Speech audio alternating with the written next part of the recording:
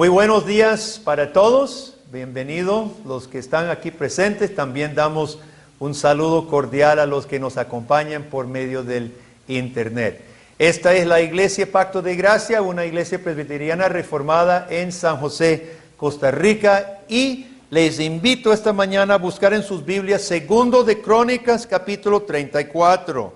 Yo creo que es una historia que muchos de los niños conocen. ¿Cuántos recuerdan el rey que comenzó reinando a los 8 años? ¿Hay algún niño que tiene 8 años exactos aquí presente? ¿Alguien que tiene 8 años exactos? Aquí hay una reina, otro 8 años. ¿Harry? No, usted no tiene 8 años, usted tiene más. También Manu tiene 8 años, 2 reinas. Bueno, imagínense ser colocada en el trono a la edad suya. Así fue Josías. Su abuelo fue Manasés, un hombre muy malo, se convierte al final de su vida, pero el paganismo en Israel fue terrible. Su padre Amón fue asesinado solo después de ¿cuánto? De poquito tiempo, dice 2 años, fue asesinado. Entonces tomaron el hijo de Amón, que se llamaba Josías, y lo colocan en el trono a los 8 años. Después de reinar 8 años, es decir, tenía 16 años, comienza ya muchacho a buscar a Dios. Comenzó a andar en los pasos de su padre David y buscar al Dios verdadero. Yo ni sé cómo sabía de Dios, porque ahorita vamos a ver que estaban graves las cosas en Israel, ni Biblia tenían. Yo ni sé cómo sabía Josías de Dios. Pero comienza a buscar a Dios. Y a los 20 años, 12 años de reinar, comienza por donde nada más sabía, el templo. Y vamos a leer de versículos 14 en adelante. Bueno, él comienza a renovar el templo. Ya están trabajando en el templo. Los mayordomos, los levitas están renovando el templo. Eran escombros, lo habían saqueado. Dice 14, al sacar el dinero que había sido traído a la casa de Jehová, el sacerdote Hilcías halló el libro de la ley de Jehová, dada por medio de Moisés. Ni tenían el libro de la ley, hermano, un rollo. Y dando cuenta, Hilcías dijo al escriba Safán, yo he hallado el libro de la ley en la casa de Jehová. Y dio Hilcías el libro a Safán. Y Safán lo llevó al rey y le contó el asunto diciendo, tus siervos han cumplido todo lo que les fue encomendado, han reunido el dinero que se halló en la casa de Jehová y han entregado en mano de los encargados y en mano de los que hacen la obra. Además de esto, como que lo deja al final, ¿verdad? Además de esto, declaró el escriba Safán al rey, diciendo, el sacerdote Hilcías me dio un libro, y leyó Safán en él delante del rey. Si fue el libro de Deuteronomio, que es lo que se supone que fue el rollo de Deuteronomio, leyó todo el libro, y si usted recuerda Deuteronomio, repasa la salvación de Israel, repasa la ley, y al final de Deuteronomio, ¿qué se encuentra? ¿Qué se encuentra en los últimos capítulos? Las bendiciones y las maldiciones. Las bendiciones por cumplir y las maldiciones por infringir en el pacto de Dios. Leyó Safán en él delante del rey.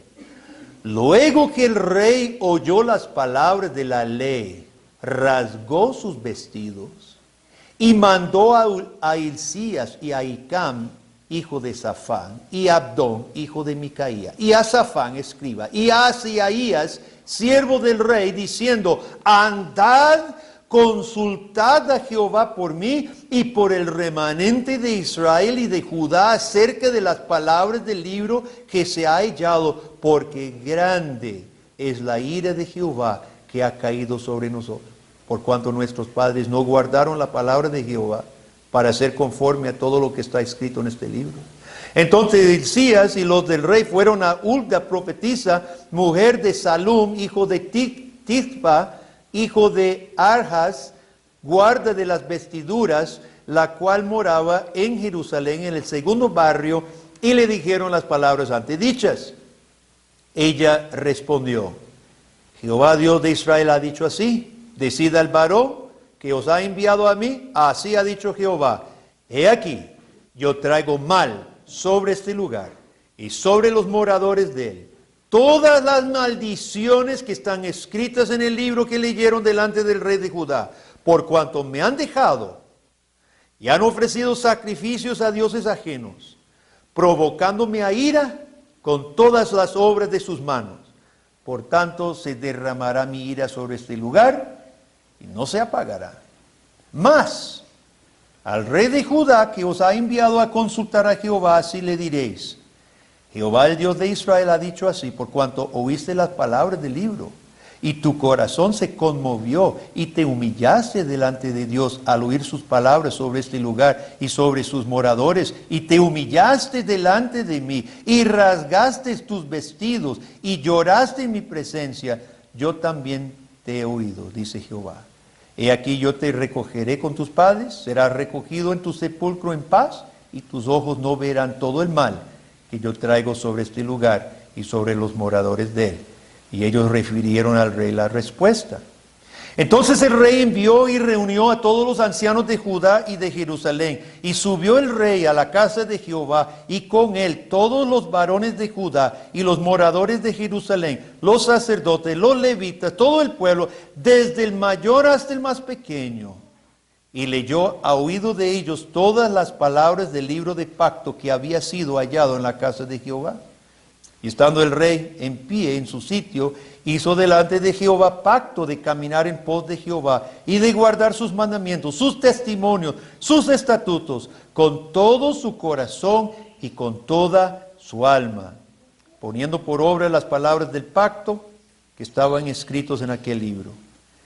Él hizo que se obligara a ello todos los que estaban en Jerusalén y en Benjamín, y los moradores de Jerusalén hicieron conforme al pacto de Dios, del Dios de sus padres. Y quitó Josías todas las abominaciones de toda la tierra de los hijos de Israel, hizo que todos los que se hallaban en Israel sirviesen a Jehová su Dios. No se apartaron, vea qué importante, no se apartaron de en pos de Jehová, el Dios de sus padres, todo el tiempo que él vivió. Hermanos, muchas de nuestras relaciones son informales. Usted no tiene una relación formal con el panadero o el de la pulpería, de la tienda o de la gasolinera. Los conoce, usted tiene amistad, pero no hay una relación formal.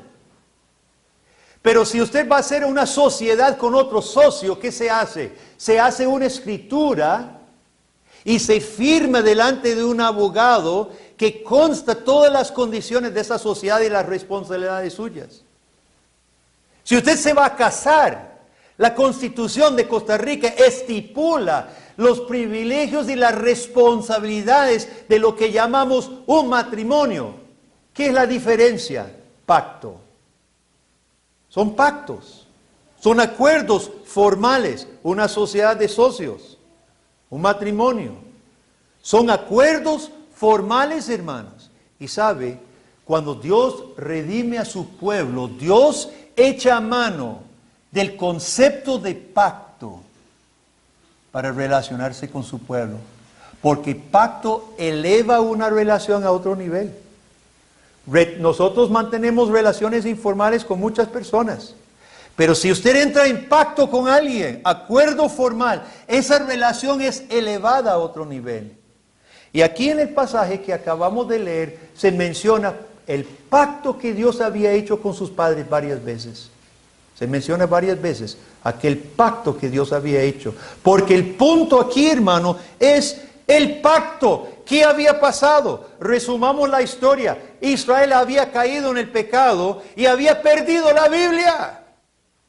Josías, como dije, ni sé cómo Josías sabía de Dios, pero lo poquito de sabía que debía empezar con el templo. Entonces empieza renovando el templo. Seguro se había utilizado como una bodega. Aparentemente había escombros. La ley de Dios, los rollos ni siquiera sabían dónde estaban y se ponen a limpiar, a sacar los escombros, a poner el templo a funcionar una vez más con los sacrificios y encuentran un rollo que es la ley de Dios, la palabra de Dios. ¿Qué había pasado al olvidar la palabra de Dios, hermanos? Bueno, habían perdido la Biblia. Y al perder la Biblia, ¿qué pasó? Una ignorancia total. Fíjese que los mismos sacerdotes eran tan ignorantes que el rey no le pregunta a los sacerdotes. Los sacerdotes eran los encargados de la palabra de Dios. En el pasado, en el Pentateuco, los reyes tenían que preguntar al sacerdote. Tenía el Urim y el Tumim y consultaba a Dios. El rey ni pregunta decías. Los mismos sacerdotes eran tan ignorantes como el resto del pueblo. Solamente una profetisa. Una. Ni profeta había en Israel, hermanos. Vea a qué nivel habían caído. Nosotros que estamos rodeados de Biblias y versiones de Biblias y todos los días salen otras versiones de Biblia, se nos hace difícil imaginarse y vivir sin total conocimiento de la Biblia. Claro, con solo tener una Biblia no quiere decir que la conozca. Tener la Biblia abierta, Salmo 91, no trae buena suerte a su casa y tampoco entra por osmosis a tu mente. Yo que mi negocio es la palabra de Dios, hermanos, me da tristeza muchas veces conversar con cristianos, inclusive cristianos que tienen mucho tiempo que no conocen la Biblia. Solo porque haya abundancia de Biblia no dice que nosotros tampoco la conozcamos. Y vamos a ver de qué se trata esto. Porque al perder la Biblia, hermanos, ¿qué fue lo que perdieron? Esto se llama, fíjese lo que se llama aquí, se llama testimonio. Los testimonios, aquí lo leímos en versículo 31. En el Pentateuco, Dios llama su palabra el testimonio de su pacto. Claro, porque Dios es un Dios que realmente establece una relación formal. Y Dios dio el documento de que Él sería nuestro Dios y el de nuestra descendencia después de nosotros. Dios no obra hoy sí, mañana no, como nosotros. Nosotros somos vacilantes. Hoy estamos contentos, mañana de chicha. Hoy decimos sí, estamos con toda disposición, mañana nos da cólera y decimos que no. Dios no es así. Las promesas de Dios en Cristo son sí y amén. Y Dios dio testimonio, hermanos. Testimonio de su pacto con su pueblo. Por ejemplo, Éxodo 31, versículo 18, dice, Dios instruye a Moisés Dios le dio a Moisés las tablas del testimonio, las tablas de la ley, los 10 mandamientos eran las tablas de ¿qué? Testimonio. ¿Testimonio de qué? ¿Qué testimoniaban? Dios, su relación con su pueblo. Eran tablas de testimonio. En Deuteronomio 4:45 dice Dios, estos son los testimonios. Los estatutos de Dios eran los testimonios. Hermano, Dios da testimonio, prueba, es por escrito de sus promesas con su pueblo, su salvación con su pueblo. ¿Y qué hicieron Israel? Israel quería una espiritualidad. Israel no era irreligioso. Israel no era ateo. Abundaban espiritualidad en Israel, hermano. Abundaban lugares sagrados. Abundaban los ritos y las ceremonias y las prácticas espirituales. Hoy cuesta mucho conseguir un ateo. Y hoy más y más se habla de espiritualidad. Como decía una persona, yo soy muy espiritual, no soy cristiano, pero soy muy espiritual. Claro, en la moda estamos simplemente reflejando lo que siempre se ha reflejado. Israel era muy espiritual, pero una espiritualidad sin el testimonio público de Dios. Una espiritualidad inventada. Todos somos espirituales, hermano. Tendremos nuestra religión, o la religión basada en el testimonio del Dios del cielo, o una religión inventada. Una religión que que yo quiero, que me satisface a mí. La ignorancia de la palabra de Dios, del testimonio de Dios, contribuyó a, versículo 25, a dejar, abandonar a Dios. Hulda la profetisa dice, todas las maldiciones se van a cumplir porque dejaron, abandonaron. Yo quiero que pensemos en esto, hermano. Al dejar a Dios, ¿qué es lo que Israel estaba dejando? En primer lugar, estaban dejando la vida. ¿Qué dijo Dios hacía muchos años en el Edén? Si me sigue a mí y mi palabra, yo soy vida, y si no, moriréis. ¿Y qué escogió Eva? Y luego Adán, la muerte. El Dios verdadero, el Creador, hermano, es el dador de vida. Fuera de Él no hay vida, hay muerte. Muerte física y muerte espiritual. Cuando Israel abandona el Dios verdadero, el Dios de vida, escoge muerte. Y Hulda la profetisa tenía la triste tarea de decir, todas las maldiciones que Dios dijo públicamente, por escrito, se van a cumplir. Cuando abandonamos al Dios, hermano, verdadero, no estamos consiguiendo una vida pura vida. Estamos escogiendo muerte. Dejamos al Dios de salvación. Dios declara, Él es nuestro sanador. Él es nuestro Dios todopoderoso. Él es el único que salva. De Jehová es la salvación. Se repite en las Sagradas Escrituras. La salvación solo viene de Dios. Y al dejar a Dios, dejamos la salvación. Abandonamos la salvación. Desechamos la salvación.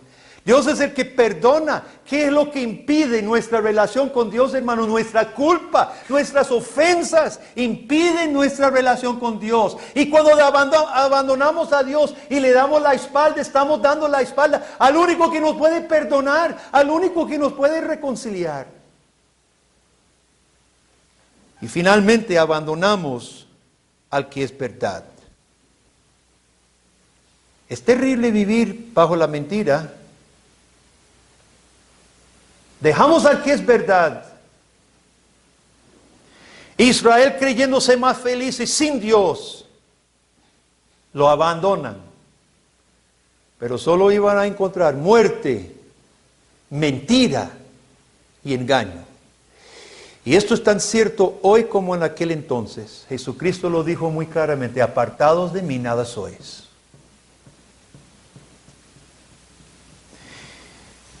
Nuestros hijos pueden tener la mejor educación académica en toda la nación, pero si no conocen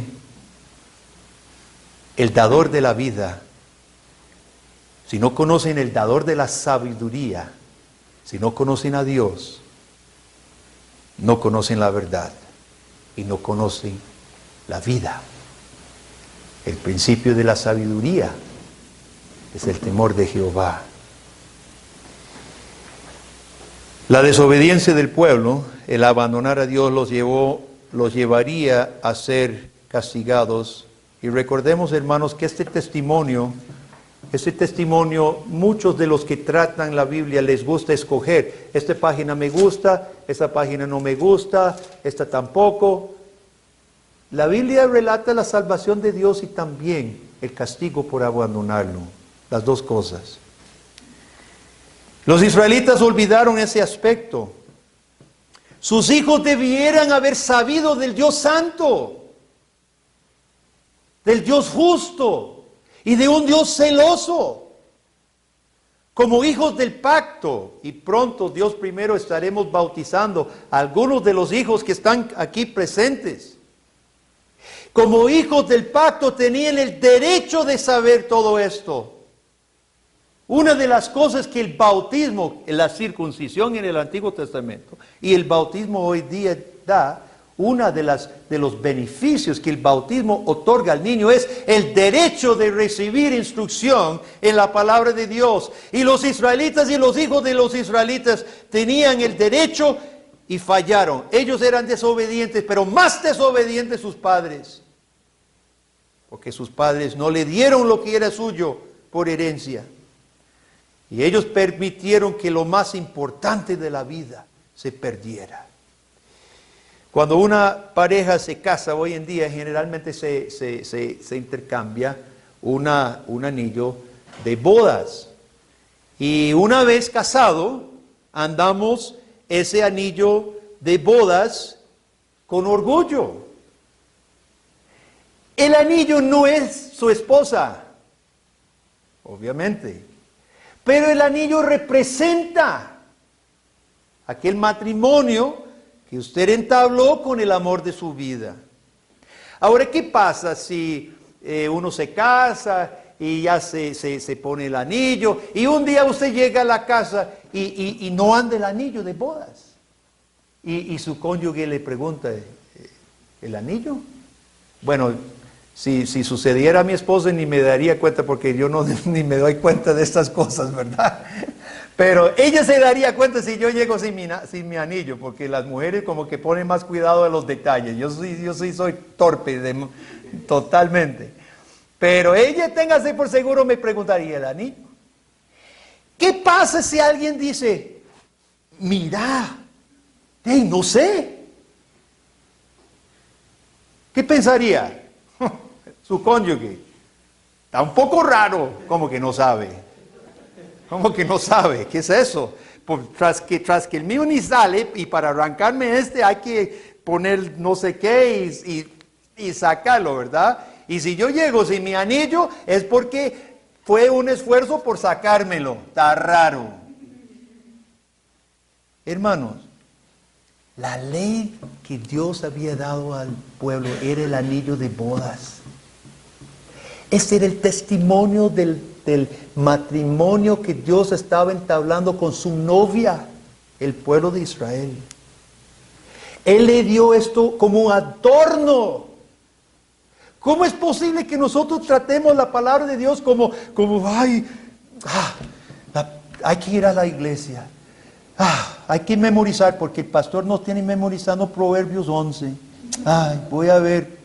¿Cómo es posible que usted diga, este anillo, cómo me estorba? Este anillo, quejándose todos los días de este anillo, qué feo, que estorba, que no sé qué, que ojalá. Hermano, Dios le dio la palabra como testimonio de su pacto. Y en Israel los padres debieran haber enseñado el tesoro más grande que tenían para sus hijos.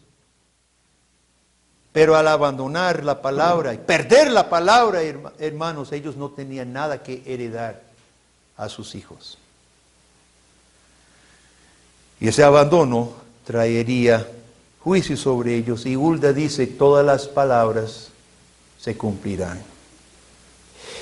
Bueno, en medio de todo esto, Dios por gracia permite que se descubra el libro de la ley. Ya hemos repasado seguro un rollo, tal vez medio comido por el comején y todo empolvado, y sacan el rollo y a estas alturas hablaban más arameo que hebreo. Ya les costaba entender el hebreo del Pentateuco. Tal vez por eso Safán es el que lo tiene que leer, tal vez guardaba algo del viejo hebreo. Y lo llevan y se lo lee. ¿Y qué hace el rey cuando escucha? Está el rey atento. Y leyeron todo el libro. Si fue Deuteronomio, todo hasta el final. Las bendiciones y maldiciones, porque están al final. ¿Y qué hace el rey? En versículo 19. El rey oyó las palabras. Y se levanta y rasgó sus vestiduras. En la cultura de Israel, esa era la máxima expresión de trastorno, de tristeza, de que esto está mal. Y rasga sus vestidos. Y dice, hemos pecado. Lo primero que produce la palabra de Dios, hermano, es el arrepentimiento. Y así debe ser. Sabe, como pastor y como hermano y como amigo, viera la tristeza que me causa, hermanos, cuando uno comparte la palabra de Dios con alguna persona que está apartada, está endurecida. Su vida no muestra agradecimiento a Dios. Y cuando uno dice, pero amigo, la Biblia dice tal y tal cosa. Y lo primero que dicen, sí, pero, y se justifican. Qué triste cuando la Biblia no produce arrepentimiento, porque eso dice mucho de la condición de nuestro corazón.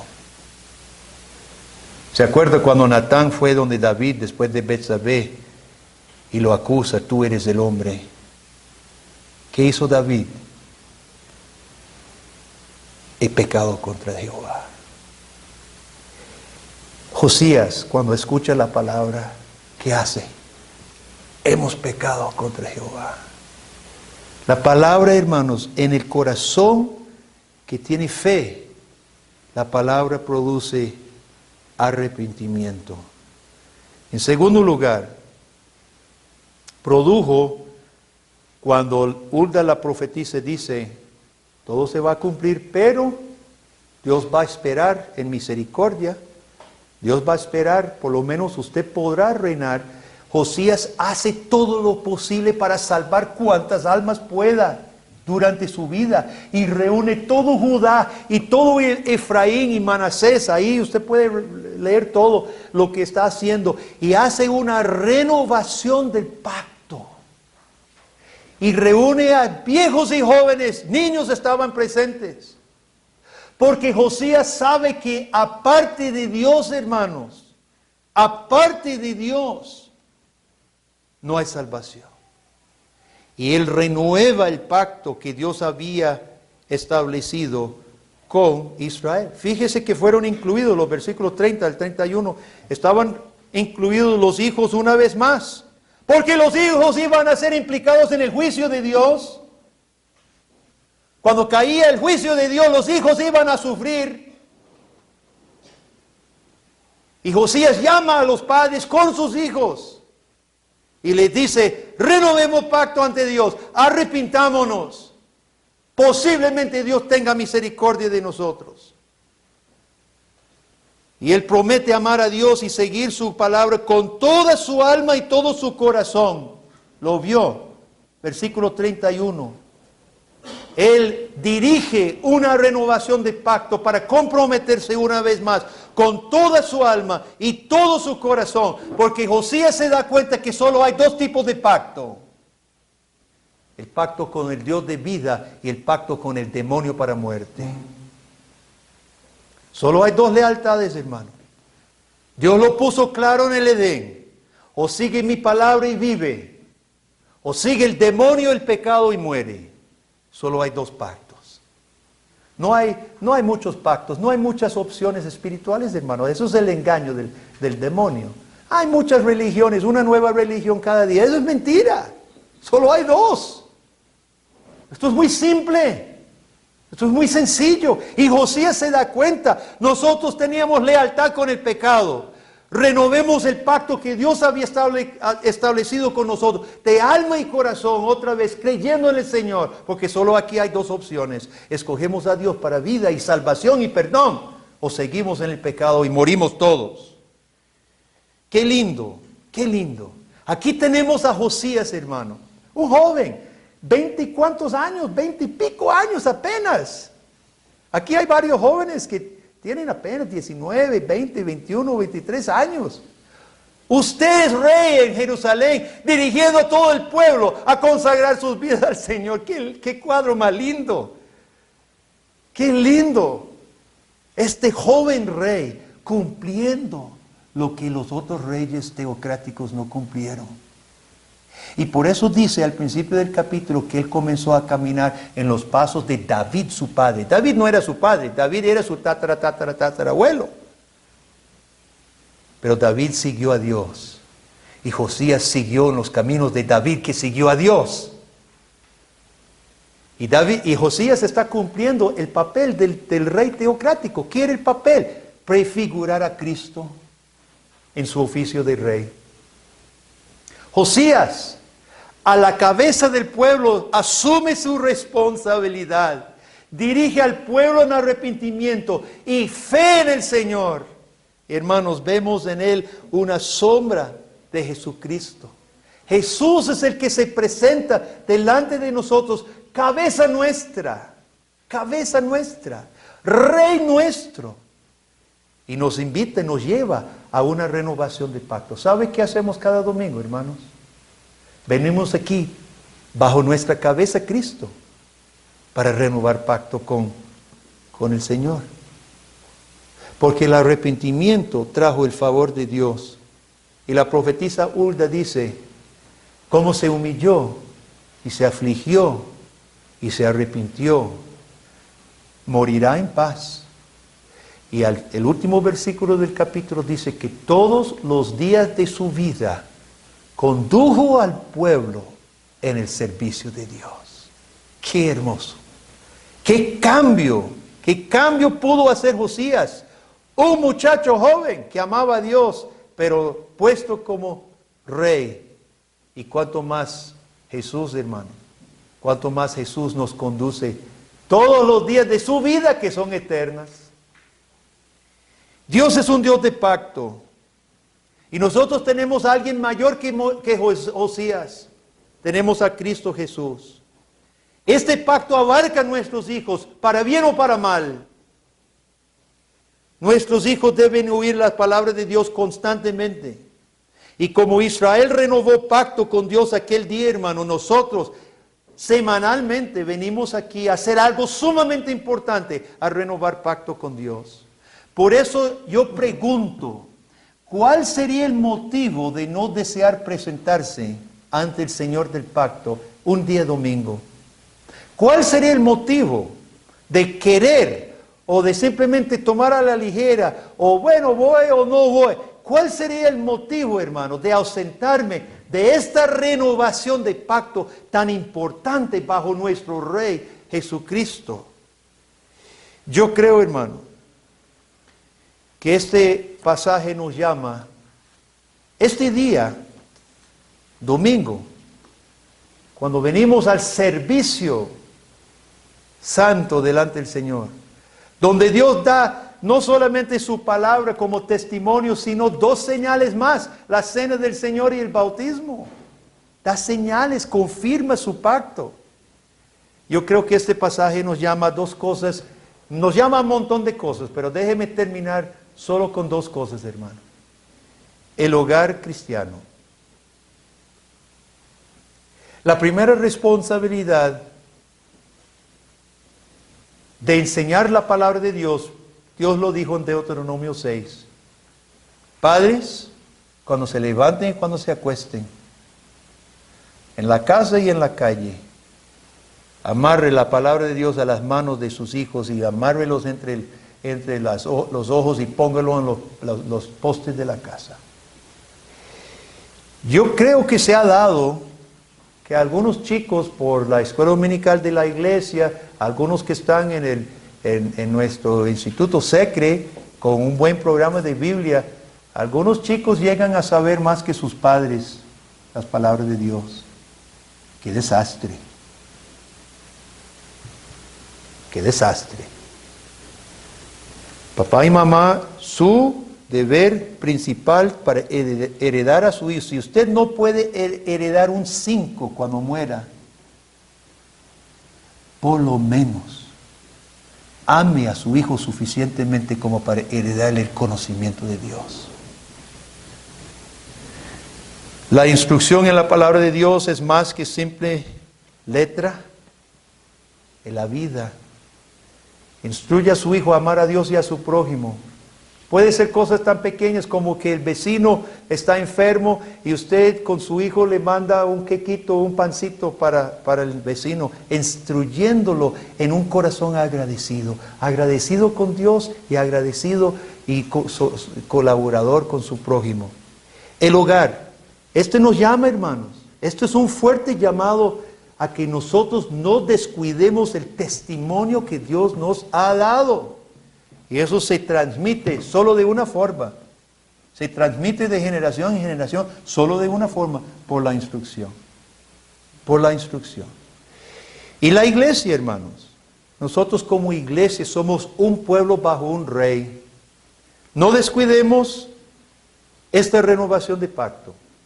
Yo espero que estos pasajes nos ayuden a entender mejor lo que hacemos aquí. Nosotros tenemos una lucha contra los conceptos de iglesia, hermano. Algunos de ustedes han participado en iglesias diversas. En gran parte, los conceptos de iglesia en Costa Rica están equivocados. La iglesia no es algo bueno, algo bonito, donde podemos cantar, donde yo pueda sentirme bien. Un clubcito saludable para la sociedad. No es. Es un pueblo salvo por la gracia de Dios.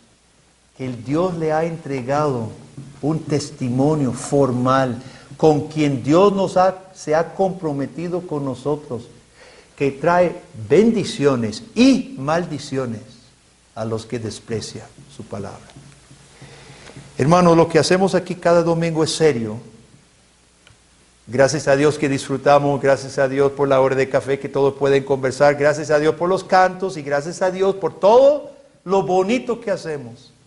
Pero no es lo principal. Lo principal a lo que venimos, hermanos, es presentarnos delante del Dios de pacto que hace pacto con nosotros, reafirma su promesa con nosotros y desea escuchar lo que ese día con Josías escuchó. Prometemos, Señor, servirte de todo corazón y con toda nuestra alma. Eso es lo que pasa aquí.